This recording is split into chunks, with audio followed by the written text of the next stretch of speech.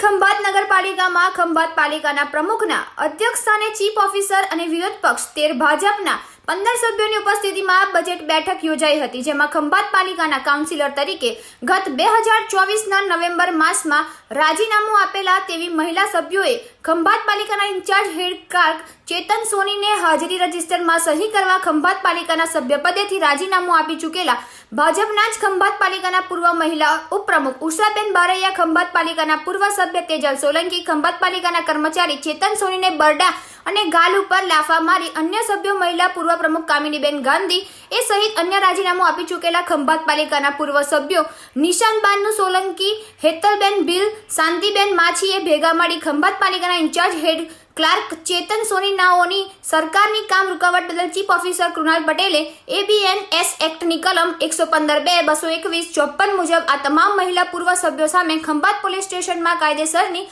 ફરિયાદ નોંધાવી છે.